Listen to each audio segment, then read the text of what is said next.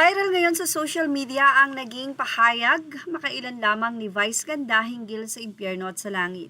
Ito'y about sa mga sinasabi nila na ang mga LGBTQ or mga transgender ay mapupunta sa impyerno. Dahil sa knowledge na ito at tila hindi nagre-research daw itong si Vice Ganda, maraming mga Kristyano ang kinorek ito. At para malaman na rin ni Vice kung ano nga po ba yung mga bagay na dapat ay hindi laging ginagawang joke. Anyway, sinabi rin kasi ni Vice Ganda sa kanyang naging pahayag na kung marami nga daw bakla sa impyerno, ay sigurado daw na maingay doon at siguradong makukulit dahil makukulit ang mga bading at baka daw itong si Satanas ay lumabas na ng impyerno dahil doon.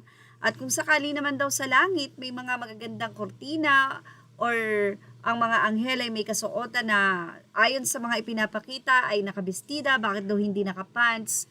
So, ganyan po yung mga naging parang opinion ni Vice Ganda.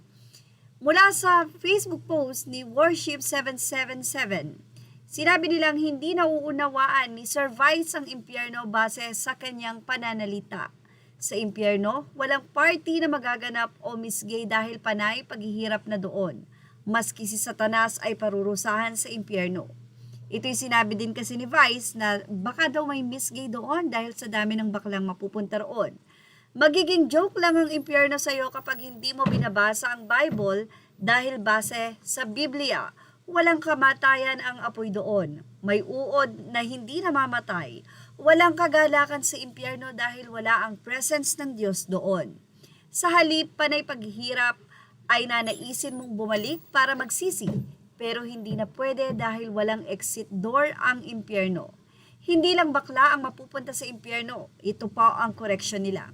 Lahat sana ay mapupunta doon. Ngunit, dahil lahat ay nagkasala, pero salamat sa Panginoong Jesus, dahil sa kanyang kamatayan sa krus, magkakaroon tayo lahat ng pagkakataong pumasok sa langit kung mananampalataya tayo sa Kanya.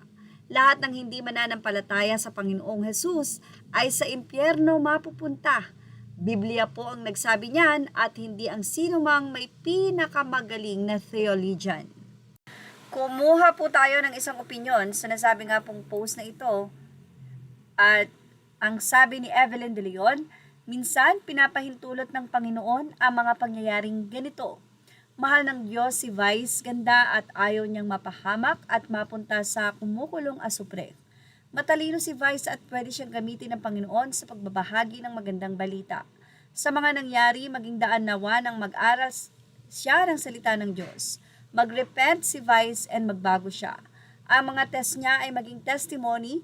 Ang mga ginamit ng Panginoon ay mga dating murderer, tax collector, magnanakaw, pero nang makilala sa atin ang Panginoong Jesus, sila ang mga naging patotoo ng mga himalang ginawa ng Diyos sa kanilang buhay. Huwag tayong mag-judge. God will make a way where there seems to be no way. At yan ang ating Showbiz Snap Update. Kayo po, ano ang masasinyo hinggil dito? Ilagay na ang inyong opinion sa ating comment section. Images are all credit to the rightful owners. Please like, share, and subscribe. Thank you for watching.